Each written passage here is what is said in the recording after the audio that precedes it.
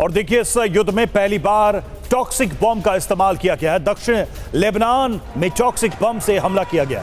Israel ने toxic बम से हमला किया। टॉक्सिक बम के अंदर घातक केमिकल का इस्तेमाल किया गया।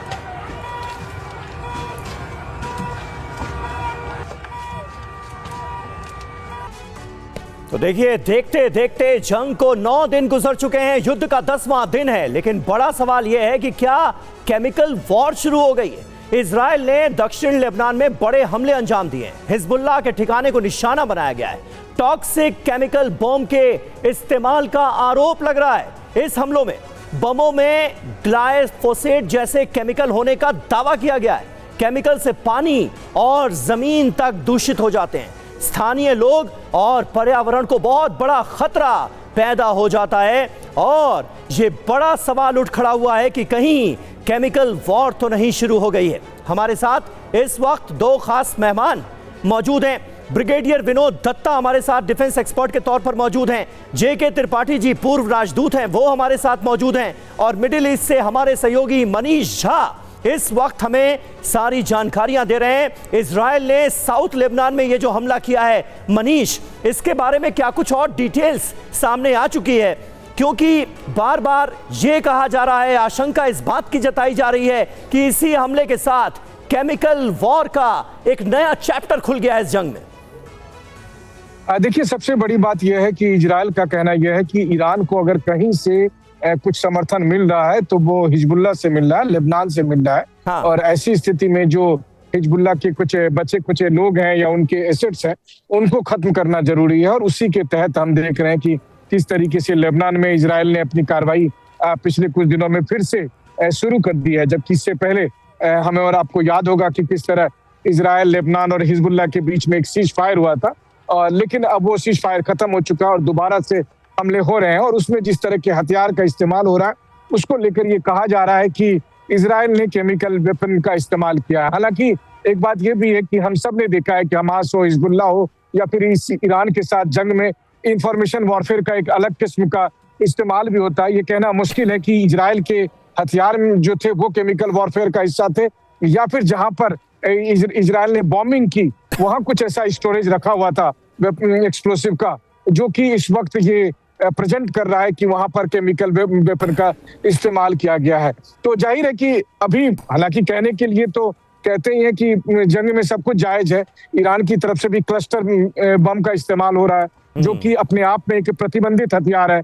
जंग में इसके इस्तेमाल की मनाही है, लेकिन ईरान अपने मिसाइलों में क्लस्टर बम का इस्तेमाल कर रहा है। और इजराइल पर भी ये आरोप लग रहे हैं कि इजराइल भी जो सो रासायनिक हथियार का इस्तेमाल कर रहा है।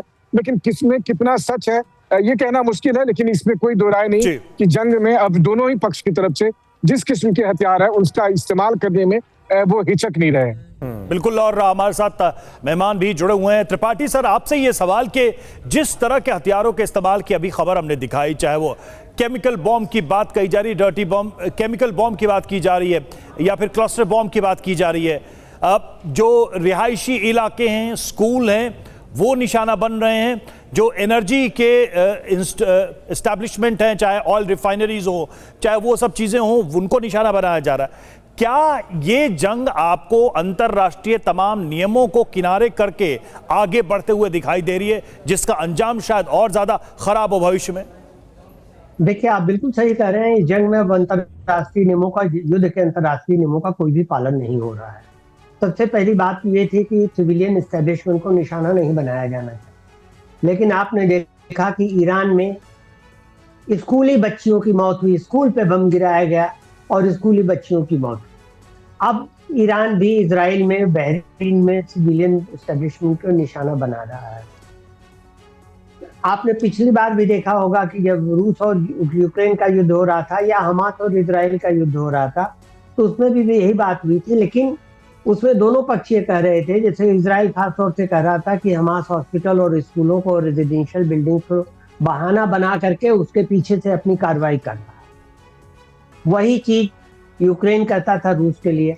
अब फिर से इस थिएटर में भी वही बात आ गई है कि आप कार्रवाई कर रहे हैं और ये कुछ सही नहीं पता लग पा